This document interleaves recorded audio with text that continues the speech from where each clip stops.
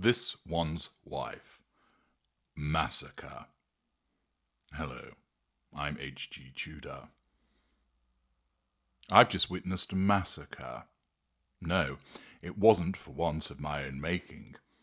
This occurred in relation to something that I had nothing to do with. As you know, This One's Wife's banal series, With Love, Meghan, returns at the end of this month.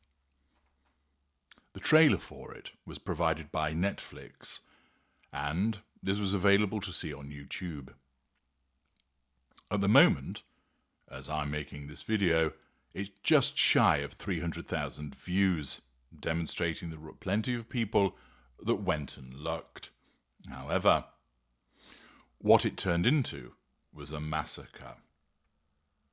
First of all, there's the issue of likes versus dislikes. You also will probably recall that following This One's Wife's reading of The Bench of Stench, interestingly enough, the dislikes were no longer shown and just the likes, but there are programs that allow people to see what the ratio is. Looking at the video, it stands at 2,600 likes. Apparently, having seen through the use of alternative software, the number of dislikes ranges around 12,000, a substantial difference. But where the massacre has really taken place is in the comments section, as once again, unlike This One's Wife, who closes her comment section down on Instagram because her narcissism recognizes that she will regularly be criticized, and therefore she seeks to nullify that threat to control by closing the comment section down, Netflix don't. They've kept it open on their channel. And that is where the massacre has taken place. Now, this is where the massacre took place, in the comments section. As at the making of this video, there stood some 7,857 comments, a selection of which you can see across the screen as I'm talking to you. I don't propose to read out the comments. You can read for yourselves, and also it would be rather time-consuming. There are certain themes that originate from this in terms of general disgust that This One's Wife is being given further airtime, further broadcast time. People highlighting the banality of this programme. People pointing out their disgust at the fact that Chrissy Teigen is involved as a notorious online bully. More about that in a separate video. That it also be people decrying the fact that This One's Wife is being given a further opportunity, highlighting the various idiosyncrasies of the part one of the first season, and therefore taking the piss out of the ridiculous and empty things that she does. Criticism of some of the guests, querying why Netflix doesn't realise that so many people dislike her and this programme. And furthermore, many people explaining that they are going to cancel their subscription, or they already have done so, to Netflix as a consequence of this abomination of a programme. And also the fact that they're angry about programmes such as Chaos, Dead Boy Detectives, Bone and Cursed were not renewed. Furthermore, people are waiting for a renewal of the excellent series Department Q, which I watched the first series and I thoroughly recommend it to you. Matthew Good is excellent as Carl Mork, as is the supporting cast. And I understand it's based upon work by a Danish author, and there are some 10 or 11 books in the series, so there's plenty more material that could be drawn on. And that's far more gratifying a watching experience compared to the tat that is produced by This One's Wife. And therefore the indignation that's expressed by people with regard to giving her airtime is not only palpable, but understandable. But looking at this massacre in the comments as I scrolled through, looking and finding amusement in some of the observations that were made. One particularly in relation to suggesting that Dr. Sophie Chandauka ought to be as a guest, as she cooked Harry and this one's wife particularly well. I thought that rather witty. What was very clear was that it was criticism after criticism after criticism. There were the occasional neutral observations about, in essence, I don't think this is going to be worthwhile, querying why there's the persistence in utilising this when there's cancellation of other shows, which is sort of critical but veers more towards the neutral as opposed to, for instance, directly criticising this one's wife and the uselessness of her supposed cooking skills, and trying to find something that was actually favourable in relation to her. Well, that was pretty tough trying to ascertain such information.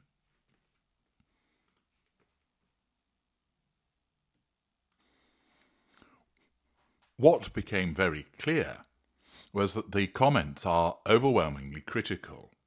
Detractors are dominating the conversation with their scathing remarks about this one's wife, the show's perceived insincerity, the guest choices, and its relevance. There are sporadic defenders of the show and this one's wife, but they're very much drowned out, and neutral or factual comments are minimal. For instance, some of the observations include pretending half of season 1 is a fresh season 2 is cobblers. Netflix forgot the disclaimer that this promo would induce nausea and vomiting. Hey, this one's wife, Chrissy's way of showing up lovingly was telling a vulnerable teen on the internet to take a dirt nap and disturbing tweets about children. You know what they say, you're the company you keep. I looked at an analysis of the comments overall because I thought this would be useful for helping us understand more about the extent to which this one's wife is disliked, and also just how active are her defenders. An analysis of the several thousand comments that have appeared so far demonstrate that 75% of those comments, 75%, are negative. 75%. 10% are neutral and 15% are supportive. What does this tell us? Well, has there been some mass mobilisation of her critics to say, hey, let's all get over to the comments section on the new trailer and stick it to her? If there has, I'm certainly not aware of it. And it certainly seems to me to be the case that there was no copy and paste exercise, but rather this is representative of many, many people who dislike this one's wife and can't stand the programme and question various aspects about it as per the comments that you have seen. Remember, the individuals that are moved to actually comment are a much smaller proportion of those overall who probably dislike it but aren't moved to comment. And the fact that you've got some nearly 8,000 or so comments, of which 75% are critical, means not only has there been a substantial outpouring of complaint about this one's wife and her programme, but there's likely more in the shadows who think similarly but haven't commented themselves. This demonstrates that she really is disliked, that the programme is not something that people want to watch, and that people are aghast at the fact that more is being provided. But it's also interesting that only around about 15% provide her with positive support. To my mind, this isn't entirely surprising because generally her supporters have dwindled in numbers as per my excellent video, Give the Narcissist Enough Rope. Over time, more and more people have seen what she is, and they realise that she's a talentless nobody who's rather unpleasant, and therefore there has been a section of those supporters that have drifted away from her. What is also interesting is that there doesn't appear to have been the mobilisation of the Sussex squad in the way that sometimes can be seen. This might be because they're all asleep. It might be because they don't feel that they have the same level of affinity for their queen as they once did. It also is demonstrative to my mind that there aren't that many people who are involved in that group who are supporters of her, and that in effect their presence is multiplied or amplified by virtue of the fact that the few members that there are make a lot of noise and are particularly aggressive. The fact that so few positive comments have emerged in this online massacre demonstrates that her level of support is nowhere near as great as it's suspected to be, and demonstrates that there's a degree of illusion about it. One suspects that it is supported by the use of bots and the noisiness of certain of her supporters. Statistical analysis is useful because it's evidence. It's grounded in fact information. Having gone through all of those comments and totted up the number that are negative, neutral and positive, the fact that 75% are negative demonstrates an overwhelming massacre of this one's wife. That she is not liked, that she is disliked, that she is seen as a ridiculous individual that should be the subject of ridicule, that her choices are questioned, that her abilities are slammed, that her absence of charisma is highlighted. You can tell also by many of the comments, these just aren't people copying one another with regard to what they've got to say, but they're articulating their own opinions of her. And this once again demonstrates that there is a tidal wave of individuals who cannot stand her. Now, I noticed on a number of occasions, people were asking, Netflix, why are you persisting when you can see that so many people don't like her and that this program is rubbish? The fact is this, Netflix doesn't care. All Netflix cares about is engagement and views. If you are grudge watching or hate watching this program, doesn't bother Netflix, fill your boots. If you're watching it simply because you're curious, Netflix doesn't care.